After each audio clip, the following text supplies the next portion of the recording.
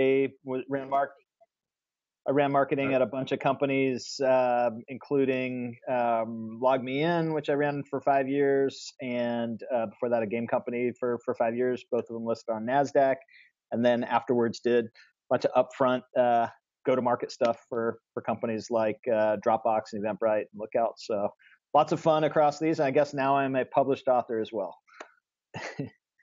Morgan? Nice. And I'm Morgan Brown. I'm the COO of Inman News. You can think of us as like a Bloomberg for real estate. So we're a media company, and I worked for Sean as his interim head of growth at Qualaroo when we launched Growthhackers.com, which is an incredible community, and that was kind of the start of this project, Hacking Growth, the book. So now I guess I'm a official published author as well too. So super excited to be here, Justin, and thanks for having us.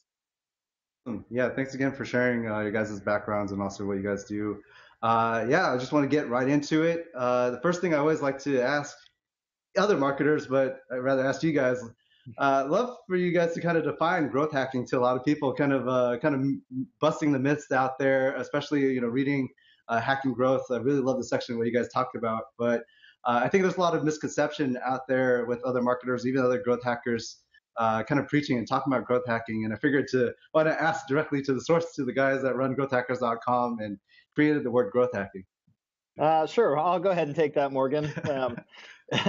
So to me, growth hacking it's all about experimenting across the full customer journey. So when people talk about marketing, most of the time they're talking about that being externally facing. So looking at customer acquisition channels, maybe some landing pages, but growth hacking is really all the way through the customer journey, down to retention, engagement, everything that you can do that ultimately improves the number of customers you have and the amount of revenue that you're generating from those customers.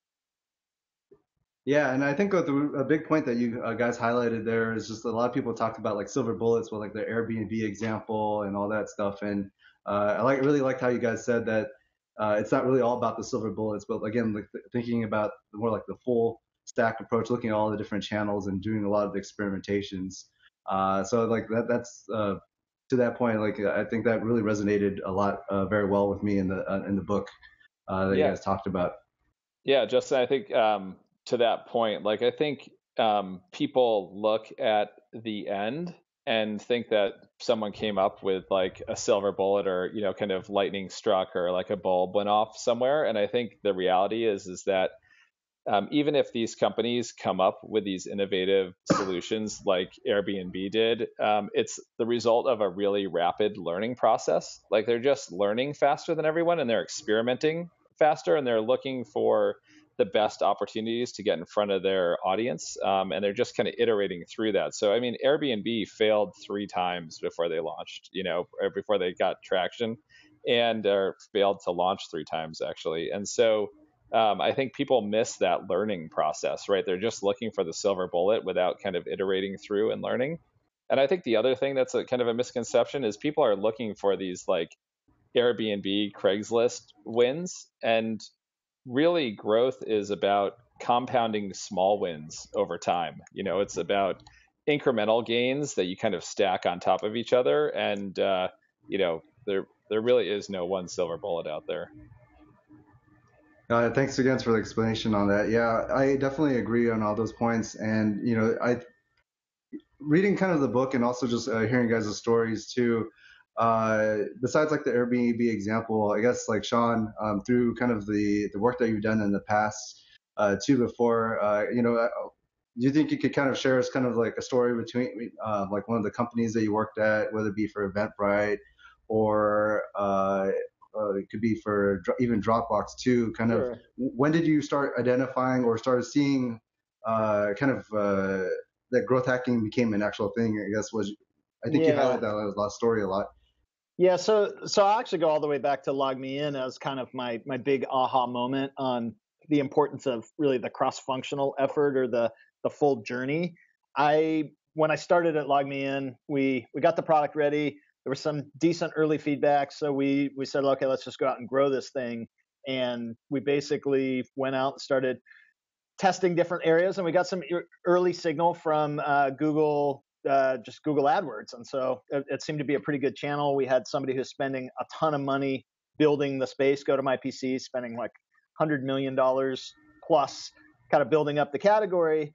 And so we got pretty good at getting in there and driving signups for our product, which was kind of, that's the normal marketing handoff to product, like I had to actually fight even for the landing pages at that point, but got the landing pages, got people to sign up for the product, but majority of people who were signing up for the product were never actually using it. And so all of my return on investment comes from people using the product. All of the, word of mouth comes from people using the product. And we had all these like signups, but no usage. And so shared that detail with or the details around that with my CEO. And we agreed that we needed to fix that onboarding, first user experience. And so as a team, basically engineering, product, marketing, all work together to run a bunch of experimentation all the way across that user journey.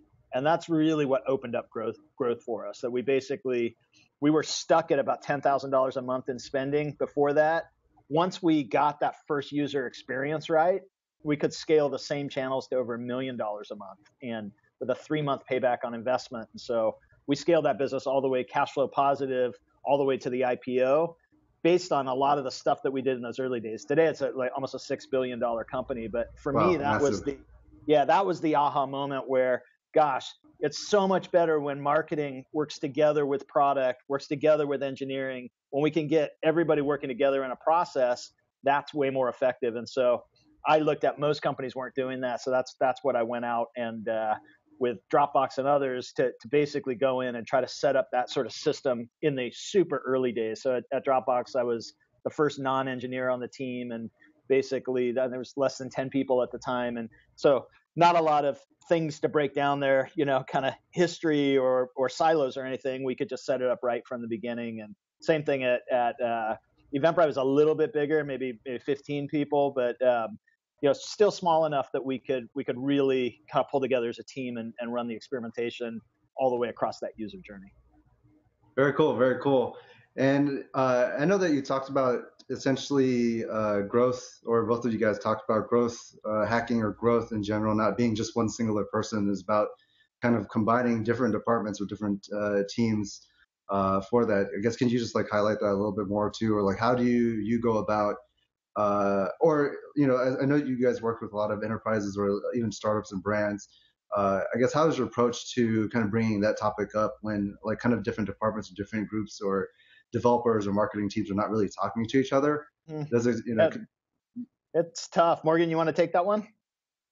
Yeah, sure. I think, it is it kind of depends on the stage of the company, right? So like Sean said, if you're small, there's not a lot of like existing infrastructure, and people are collaborating kind of in the early days. It's really easy to get everyone on the same page when it comes to growth, right? Like you have limited runway, you're all sitting close together, and you're all kind of focused on kind of getting that initial traction. And so it's a little easier to kind of bring that all together.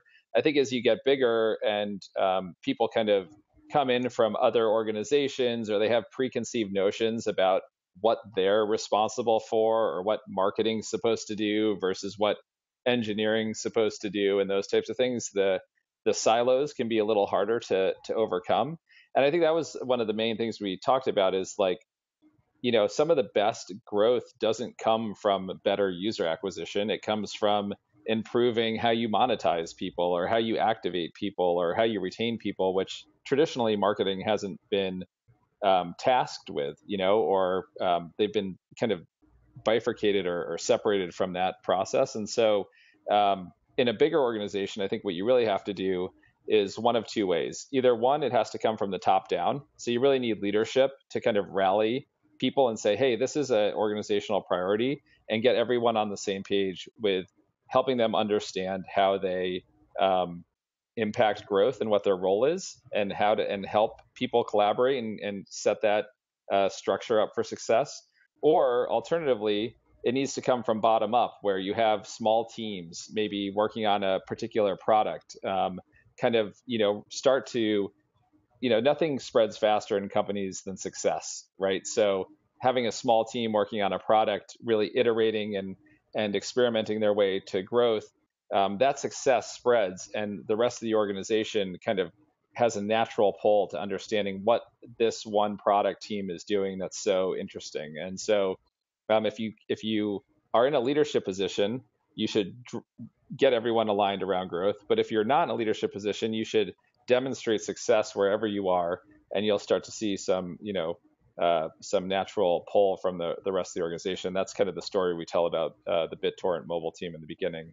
And Sean, I don't know if there's anything you want to add to that, but yeah, I mean, the only other thing I would add to it is having a common success metric can really help to break down some of the silos. Like what all of these really fast-growing companies that have growth teams have in common is that they generally come up with what in the growth world we call a North Star metric. And that North Star metric is essentially a way of quantifying just the footprint of value that's being created by that product. So if people spend twice as much time engaging with the product, you would get kind of an expansion of that North Star metric. Or if you get twice as many people there, you'd get an expansion. Ideally, you get twice as many people spending twice as much time. But so it can be a little bit abstract. So like a specific example would be Airbnb's nights booked. So value for the hosts and value for the guests is created every time a night is booked. And so being able to have then everyone in the company that's focused on that success metric helps to unify the team more. So it's not just what's important to my department. Marketing, let's drive as many signups as possible. You guys are screwing up if they're not using the product. That creates a lot of kind of disconnects throughout the organization that tends to not work very well. Got it. Oh, that's a lot of definitely. Thanks for sharing kind of both sides on working on the different companies and different teams that you guys have worked with. Definitely a lot of insights there. Yeah, I mean, to that point, I really think that a lot of companies, even still to this day, can learn a lot from all that in terms of being able to start figuring out that true North Star of growth. There's a lot of different disconnect. I mean, as you guys see with a lot of other companies existing out there, where departments aren't really talking to each other still, whereas like the high growth companies or like the startups that are disrupting and actually moving fast are actually kind of unifying and building those kind of growth teams, as you said, which you guys highlight a lot in the book. Which, speaking about the book too, just want to get into talking more about it specifically. Kind of want to know, like, who is this book for? Who you guys see this, or when you guys wrote this book, Hacking Growth? Is it for the startup? Is it for the CMO? Is it for the just like the freelancer marketer? Kind of like when you guys put this together, who do you guys have in mind for Hacking Morgan, Growth? you want to take that? Yeah, sure. I mean, I think for us, we had, well, actually, Sean, my dog. Why don't I take that? I'll let you take it. Nice. Of course, the timing. So, yeah, I mean, to me, the answer is a little bit of yes to every one of those questions. And I know that's kind of a mistake a lot of times when you think about, you want to have a specific target for a product. But I think in the case of growth is something that is a function of really what, even if, say, the product team's not interested in growth, they're affecting growth. Every time that they do something that improves engagement in the product, they're going to affect growth. Every time that they change the price, they're going to affect growth. And so I think when you really look at the audience for this book, it's anyone in a company who's involved in the growth process. And I think it starts at the top. So if there's only one person who would internalize this book completely, I would say it should be the CEO. That the fastest growing companies, the charge is really being led by the CEO. Mark Zuckerberg, defined the North Star metric and really aligned that entire company behind that North Star metric, even before they had a growth team. I think a growth team was sort of a result of a growth-focused CEO with a clear metric. The growth team was sort of a natural outcome of that. So CEO first, and then let the CEO from there decide who within the team should be reading the book. I think that marketers are going to realize through a lot of the stories we tell in the book, and like the LogMeIn story that I just mentioned, that they're trying to compete with both arms tied behind their back if they're not optimizing all the way through that customer journey. It's just if you're competing, say, on bids in Facebook or in Google AdWords with somebody who's optimized all the way through the customer journey, they're going to outbid you every time. They're just going to be so much more efficient. So marketers, even if they don't want to go deeper, they need to go deeper. It's a function of where things are headed. I think product people will benefit a ton from it because most of the really important growth levers fall within a product organization, and most product people are not used to the high frequency testing that marketers are used to. Marketers have learned a long time ago that the more ads we test in Facebook or the more ads we test in Google AdWords or even just landing pages, we're pretty good at cycling through tests and having a success metric. Product has gotten more that way with things like the lean startup, but I think it's not as focused kind of long term on a success growth metric. But the truth is that whether you're biz dev or customer success, like everybody's playing an important role in growth, and this book kind of tells the story for how it all comes together. Definitely agree on that point, whether they want to admit it or not. Yeah. In terms of for let's say like the early stage marketers or founders kind of watching the stream here, or that's going to be picking up the book, I guess in terms of like advice, where should people focus first in terms of the growth? Obviously, there's a lot of channels, there's different stages of growth, but in like the early stages, where can like a founder or the first marketer or CMO, I guess what should they be focusing first? So I'll start on this one, and then Morgan can jump in if it's quiet there. Yeah, it's quieted down. Totally. Okay. So I mean, the very first thing that a founder needs to do is just make sure that the product is somewhat growable at all.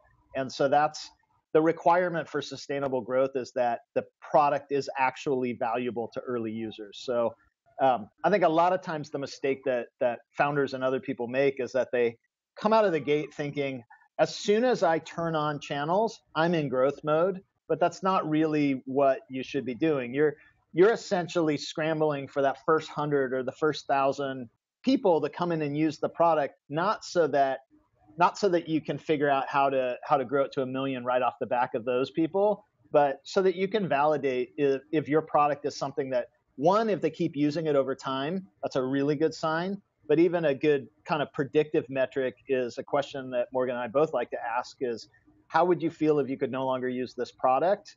You ask them that and they say somewhat disappointed, that's too weak. Like that's they're saying it's a nice to have, they're going to disappear. So you're looking for people who say, I would be very disappointed without this product. And that's going to be a good predictor of who's going to stick around and use it. And so if you have enough people who would be very disappointed without the product, or even better, enough people who are 30-day active, so they stay and continue to use it for 30 days after they sign up, you start to see the signal that you actually have the foundation of something that's growable. And from there, then you want to carve out some of the low-hanging fruit on that first user experience to make it so, like again, in the case of LogMeIn, it's just such a clear numbers-driven case. I focused externally, could only scale to 10,000. We got that first journey right, that first user journey right. Same channels, no new creativity. It now scaled to over $1 million that I could spend every month. And so you don't want to try to grow when you have an inefficient conversion process. You want to try to grow once you'll always have room for improvement in your conversion process, but you want to make sure at least you carve out the low-hanging fruit before you get really aggressive about trying to build channels. Morgan, is there anything you want to add to that? No, I mean, I think all that's spot on. I think the only other thing that I would say is you want to try to figure out, what the metric is that maps back to the value that you're delivering, right? The value that people are getting out of it. So trying to understand really how you grow as a product, what your growth equation is, and what those, kind of what the like Sean said, what the new user experience is, and then what's the ultimate North Star metric that you're trying to put out there, so that you have something that's leads revenue or whatnot to help you understand if you're expanding value or if people are going the other way. So for example, like SaaS companies or products that use recurring revenue is a lagging indicator, right? It's kind of the price that people pay for your product. You want to identify kind of a leading indicator to see if you're actually expanding the value that you're delivering and kind of growing the use of your product and kind of growing your audience base and that type of thing. So adding that piece on, I think, is really kind of the first place to start. Thanks again for the, I think that it's really all good points there. Like it comes back to kind of the point where a lot of people want to go out, run these go chase these silver bullet growth hacks, or they want to get, once they've built the app or software, they want to get 1 million users. When in reality, they don't even know that their product or service can, first off, even handle an app handle that many users. And if they get that many actually get that many users and crash, then they'll have something like the Fire Festival where they brought a lot of people and they couldn't supply those people. So like I think that's like a really good point that a lot of that you guys both made in terms of for like early stage founding. And I see this time and time again. Everybody's excited to just jump too far ahead when in the early stages really trying to validate and really find that product market fit. Yeah, absolutely. People are constantly like, all they want to do is talk about acquisition tactics. If you're a marketer in particular, and again, like if you're focused on acquisition, you don't have the other stuff right. You're going to have such a hard battle to get that right. And yeah, so, and I mean, I think the whole book is full of examples like that. I mean, you kind of look around, like Instagram started as bourbon, right? Like if Kevin Systrom tried to scale bourbon, we wouldn't know who Kevin Systrom is, right? They step back and realize that bourbon didn't have kind of that must-have attribute. They really kind of dug into their data and understood their users and figured out that it was the camera and the filters that mattered out of all of the stuff they had packed into bourbon. YouTube started as a video dating site. If they had tried to scale a video dating site, we wouldn't, there would be someone else besides YouTube. So I think there's these examples abound all over the place, but so many people want to skip that part because it seems really hard, and they've built something and now they think that it's ready for, it's a must-have product when really there's a lot of work that still has to be done once you get that first version out there. Awesome.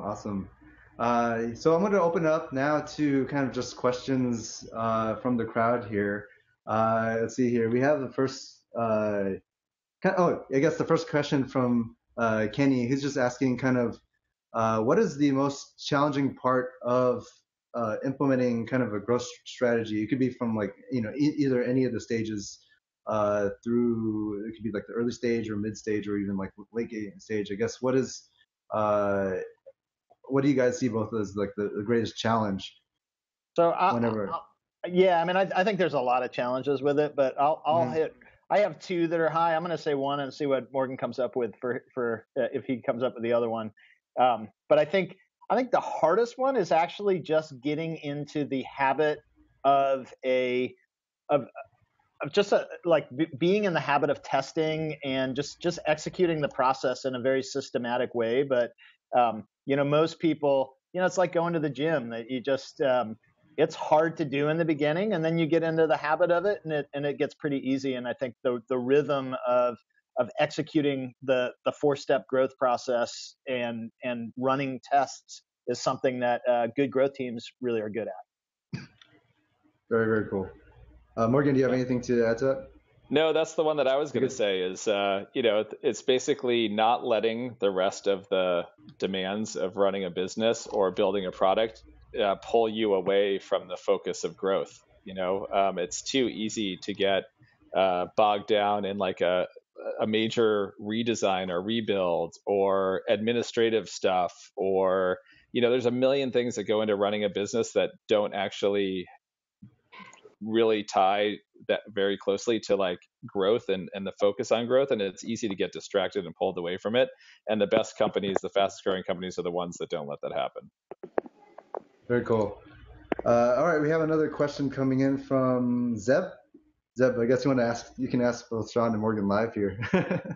Hey, what's up, guys? You can hear me? Yeah, we can see you even. Hey, my name's Zeb Perky. I work for a startup called Doddles Inc. in Wisconsin. And I wanted to ask, what are some tools or like SaaS that you guys use every day just to keep I guess, in step and stay consistent? So Morgan's the king of tools, so I'll let him answer this one. I don't know how to take that, Sean. Hey, He's a tool. No, I think so I tend to think of my marketing stack, right, and my growth stack. I think it starts at the analytics level, right? So I'm really trying to make sure I have full lifecycle analytics. That's usually with a product like Mixpanel or Amplitude or Kiss metrics, where I can see end-to-end user metrics. The next is event tracking. So especially if you're working on a web-based or mobile product, there's no excuse not to know what's happening in your product. And so tools like Segment or Heap or Hull are really good to let you see what's happening inside your product and get product level analytics, and so you can tell which features are being used or which features aren't being used.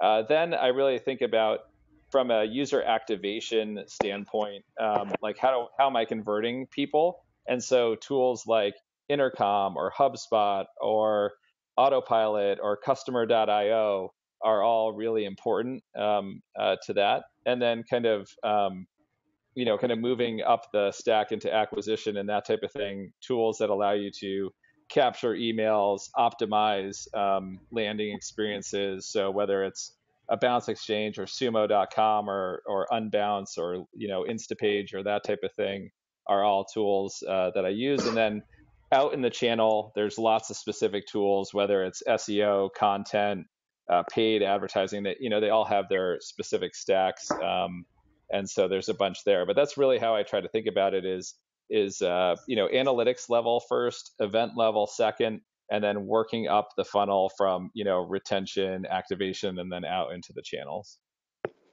So I have a couple more that I would add from a category there. So one, just to basically, like you mentioned, Unbounce and some of those, I think you can do probably a little bit more sort of granular testing with Visual Website Optimizer or Optimizely, or Google's now got a product in that space that I believe is free that's supposed to be really good. I haven't tried it yet. But then the other piece that is really important in my book is just qualitative understanding. So Morgan and I actually worked on a qualitative surveying business together that we sold about a year ago called Qualaroo. But I've been a SurveyMonkey user for 10 plus years. Like, it's just being able to actually understand who loves your product, why they love your product, the key benefit that they're getting. That kind of rich information can be so directionally useful in the types of testing that you're running. Right on. Awesome. Thank you very much, guys. You're welcome. Thanks for the question. Thanks, Seth. I already pre-ordered the book too, by the way. I got it. Awesome. Nice. Appreciate it. It does come in hardback too, so it's not just the soft preview copy that Justin's got there. Yeah, I got the little sneak peek preview copy for sure. We'll get you a nice hardback one, Justin. Definitely worth it. We have let's tune in Tom, and Tom actually picked up the audiobook. Let's see if Tom can come in here too. Oh boy, he's already tired of hearing our voices. Oh yeah, no. Tom, you got your video on? You want to ask a question, or you could just like do audio if you're there? Can you see me? Can you hear me? We can hear you. We can hear you. You can't see me, okay. So my question was, for somebody moving into a new growth role, what does the first 30 days look like ideally if you're moving into a team without any existing growth, but the product has some traction?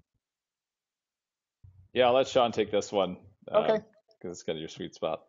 Yeah, sure. So very first thing that I do is, not surprising after my last question or last answer, is I go in and do a lot of surveying. So very first thing that I'm doing is just trying to figure out what percentage of users say that they would be very disappointed if they could no longer use the product.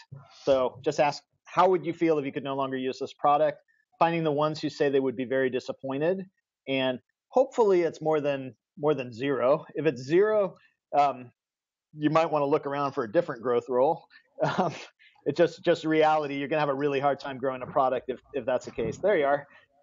And then if assuming I've never come across a company that was at zero, so chances will be pretty low that you come up with zero. But then like I have one company that was at 7% that's now worth billions of dollars, and 7% is pretty low. And so when I ran it and saw the 7%, I was definitely like, oh crap. But from what we learned from that 7%, we were able to actually reposition the product on the benefit that this 7% was focused on. So really build a strong promise statement, and then kind of simplify the onboarding of the product so that they experienced it in the right way.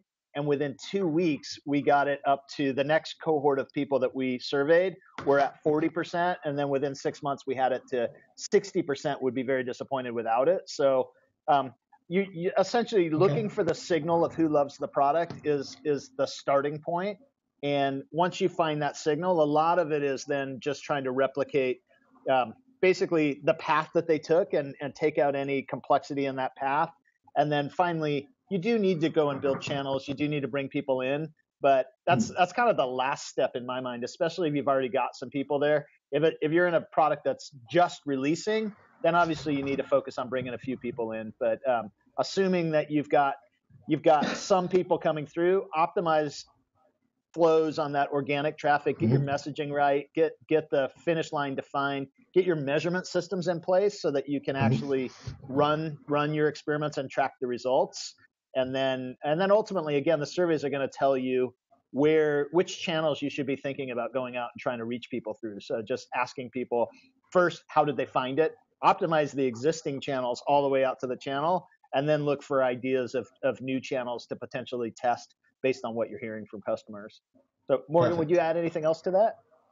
No, I was going to say, take the first 30 days to really get your analytics and product analytics in place, and start the conversation with teams about what's important, what you're tracking, what the new user experience looks like, and document people through the product so that you can really have meaningful conversations with people on the team about, this is our new user experience. This is maybe our aha moment. This is maybe our North Star metric. These are the metrics that are important to us. These are the product analytics that we need to be looking at, and really getting everyone on the same page there helps. And if, metrics debt is just like technical debt. The longer that it goes on, the more expensive it gets, and it's, harder to fix as you build more on top of it. So definitely get that squared away early. And those are two parallel activities that you can do, which is great. So like the questioning and trying to learn about the customers tends to be a little more time consuming. Once you've defined the metrics as you need them, then usually there's an engineering team or somebody who's going to have to go through the implementation, so you can parallel those two efforts. Perfect. Thank you very much. You're welcome. Thanks for the question. Awesome.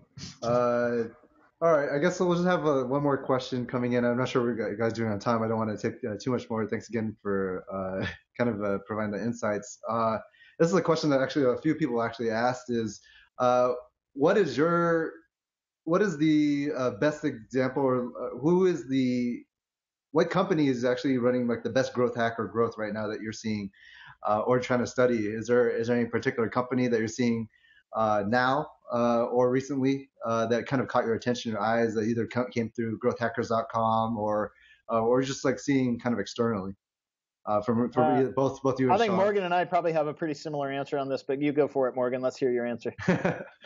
Yeah, so I'm gonna say Facebook for me. Facebook's growth team is 10 years old this year. When they formed, the growth team is originally called the Growth Circle. They were at 50 million users, and they thought there was a lot of question about whether a social network could ever get any bigger than that. It was already the biggest at the time, and they were worried that their growth was stalling, and so they formed the Growth Circle with Chamath and Alex and Naomi and Javier, and they started the growth team process and really have kind of defined what like a growth process looks like, and they're still not done. They're still cranking away. All their insights are helping now grow Instagram and WhatsApp. And, Instagram is eating Snapchat's lunch, and it's on the back of this incredible growth process. And so they are really the gold standard for me. And then I think there's lots of other interesting companies who have stood out in their particular categories who use a similar process, but it's kind of this relentless approach to learning and optimization that never stops. So Airbnb, LinkedIn, others, but Facebook is the gold standard for me. Same. Awesome. Well, yeah, thanks again for coming on for this live AMA. I'm not sure if you guys have any like last word or anything you guys want to add at the very end here. I'll add one thing real fast. I guess two things. That one, just to reemphasize that value is what drives sustainable growth. So if the value is light or the value is not there, being able to drive sustainable growth over time is going to be really hard. So when you look at the companies that have crashed, or even companies say like Groupon that haven't necessarily, it's not that they lack value, they just don't have really huge differentiated value. That it's somebody can use Groupon and Living Social and could use a whole bunch of deal sites, and if you ask that person if they couldn't continue to use one of them, most people would just say, like, I wouldn't care. It would be okay because I would just use these other ones instead. So must-have value is also differentiated value. And then the other thing is I mentioned a kind of a 4-step process to growth. And I'm not going to go into the details here, but you can find it's really based on the scientific process of just analyze, test, prioritize, and you're ultimately just continuing this loop of testing and being able to do it across all of the levers of growth that matter to increase the value that's being delivered is ultimately what is required to drive really sustainable growth. And it sounds easy when I say it that way, but I think that the hard parts are continuing in the rhythm of growth is actually really hard, and doing it across those levers means driving cooperation across departments that aren't necessarily used to working with each other. So the CEO really needs to lead the charge. But I think when you do all of those things, that's really what you're aspiring toward, and what we've kind of laid out through a bunch of different case studies in the book, and there's a lot of details where we really distill it down into an actionable process. Morgan, Awesome, anything you want to add to that? Yeah, I would just say, the nice thing about the growth hacking process is it's a mindset, and it's a mindset and a process. It can start if you just have 2 people on your team, or if you have 100 people on your team. If you're, if you're in an organization somewhere, you're not the CEO, you can't, make all these changes to the product. You can start running this process on a blog. You can start running it on a Facebook campaign. You can start running it across the whole organization. It scales up and down. It's more about the mindset and the rapid learning, and really kind of, if you instill that in you and in your team, that you need to increase the velocity at which you learn through experiments, you'll start to pick up growth wins faster and faster just by adopting that mindset and that approach. And so I think that's one of the big secrets. Awesome. Well, thanks again for both you guys for tuning in on our live AMA here, as well as sharing a lot of insights within this past half hour or so. Where's the best way for everybody to reach you guys, both at growthhackers.com or definitely, Yeah, so Twitter is good for me. So at Sean Ellis on Twitter, but definitely growthhackers.com. We have a Q&A section on there. So there's a question somebody realizes they didn't ask, they can throw it up there, and I'll monitor that, especially if they mention me. So that's a good way to reach me. Morgan? I'm at Morgan B on Twitter. I hang out on growthhackers.com still because it's just a big resource. And those are the best places to find me online. Awesome. And also, too, everybody, don't forget to take a look at Hacking Growth. It's on Amazon on sale right now. So definitely go take a look at that. And thanks again for everybody that's tuning in on All Things Social. And we'll see you guys again soon. Thanks Justin. Again, Thanks Sean, for having us. No problem.